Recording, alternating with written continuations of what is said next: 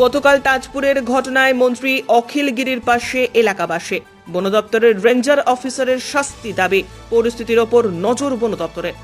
পূর্ব মেদিনীপুর জেলার পর্যটন কেন্দ্র তাজপুরের সমুদ্র পার্শ্ববর্তী এলাকায় বেশ কিছু দোকান জলোচ্ছ্বাসের ফলে ভেঙে গিয়েছে।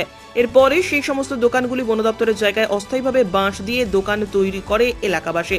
গত দুদিন আগে সেই অস্থায়ী দোকানগুলি বন দপ্তর ভেঙে দিয়েছে। এখানেই ক্ষিপ্ত হয়ে ওঠে এলাকাবাসী। স্থানীয় বিধায়ক তথা কারামন্ত্রী অখিল গিরি পরের দিন শনিবার ছুটে আসেন এলাকায়। এলাকাবাসীদের নিয়ে কথা বলেন এবং কাঁথির বন দপ্তরের রেঞ্জ অফিসার মনীষা সাউয়ের সাথে বক্তব্য বিনিময় করেন। কথা বলতে বলতে এতটাই উত্তেজিত পরিস্থিতির সৃষ্টি হয় যে অখিল গিরি 7, 8, 10 দিনের মধ্যে রেঞ্জ অফিসারের আয়ু শেষ হয়ে যাবে নানা কটু কথা বলতে থাকেন ওই রেঞ্জ অফিসারকে।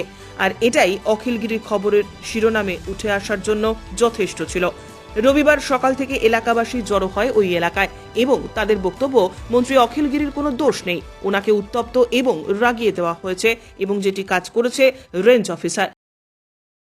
এখন কালকের যে ঘটনায় মাননীয় মন্ত্রী সাহেব আলোচনার জন্য ডিএফও সাহেবকে ফোন করেন। তিনি তার প্রতিনিধি হিসাবে রেঞ্জার ম্যাডামকে পাঠান।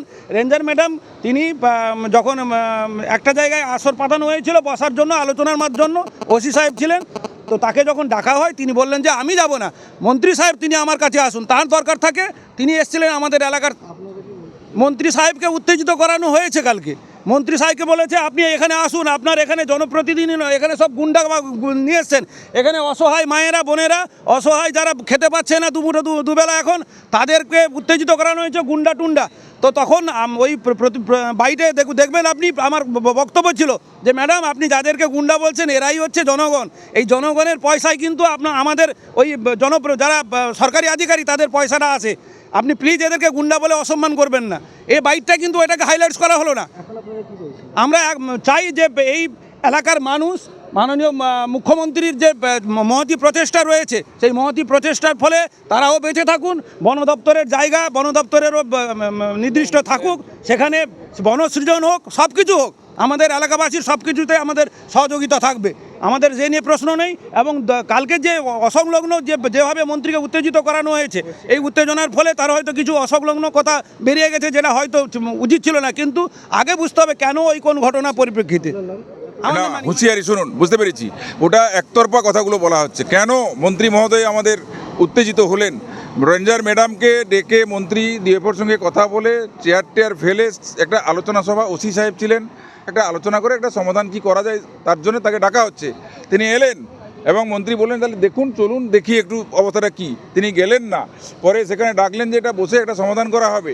তারপরে রেঞ্জার ম্যাডাম এখান থেকে বলছেন যে না আমি যেতে পারবো না, ওনাকে আসতে বলুন এখানে। এবং উনি যে কথাগুলো বলেছেন সেগুলো বাদ দিয়ে এই বিকৃত করে মন্ত্রীর কথাটাকে তুলে ধরা আছে। একজন মন্ত্রী মহোদয় যিনি দিন রাত এই মানুষদের, এলাকার মানুষের জন্য তিনি কাজ করেন, মানুষের পাশে থাকেন, তাকে যেভাবে হিট করে, যেভাবে আক্রমণ করে, একজন সৌজন্যবোধ নেই একজন রেঞ্জার ম্যাডামের। এই রেঞ্জার ম্যাডাম আচরণ কাজকর্মের উপরে ক্ষুব্ধ হয়ে মাননীয় মুখ্যমন্ত্রী ওনাকে ভর্ৎসনা করেছিলেন। সেই ম্যাডাম এখানে প্রতিনিয়ত ঝামেলা করেন, ঝঞ্ঝাট করেন এবং এলাকার মানুষজনকে পাত্তা দেন না। এলাকার মানুষকে বলছেন গুন্ডা। উনি এর আগে একবার করেছিলেন ওনাকেই, এই ম্যাডামকেই। হ্যাঁ, তো আমাদের এই যে দেখুন কি অবস্থা করেছে, কেটে ফুটে না দিবেন নেই। রাতের অন্ধকারে রাত 10টায় কেন আসবেন একজন সরকারি আধিকারিক? আমাদের বক্তব্য এই জায়গায়, মন্ত্রীর কোনো দোষ নেই। মন্ত্রীকে দোকানদার বন্ধুগণ, গ্রামবাসীরা ডেকেছিল, মন্ত্রী এসেছিলেন সমাধানের জন্য, কিন্তু তাকে উত্তেজিত করা হয়েছে। তিনি একটু এই উত্তেজনার ফলে কথা হয়তো বলে ফেলেছেন, কিন্তু রেঞ্জার ম্যাডামের যে আচরণ, যে কথাবার্তা, সেটা কিন্তু তুলে ধরা হয়নি। রবিবার সকাল থেকে তাজপুর এলাকা থমথমে। বন দপ্তরের আধিকারিক এবং কর্মীরা পরিস্থিতির ওপর কড়া নজর রাখছেন যাতে কোনো রকম অপ্রীতিকর ঘটনা ভবিষ্যতে আর না ঘটে। দেখুন, আপনারাও দেখতে পাচ্ছেন যে কিছু বেআইনি দোকানপাট হয়েছে।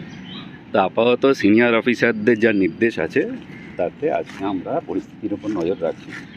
তো দেখা যাক, যতটা সম্ভব আমরা চেষ্টা করব যাতে এনক্রোচমেন্ট না হয়। সকাল থেকে কি কোনো রকম অপ্রীতিকর? না, নর্মাল আছে, সব নর্মাল। যেটা অভিযোগ করছি যে রাতের অন্ধকারে নাকি তাদের ভেঙে দেওয়া হয়েছে। না, এটা সম্পূর্ণ মিথ্যা কথা, একেবারে মিথ্যা কথা, একেবারে মিথ্যা কথা।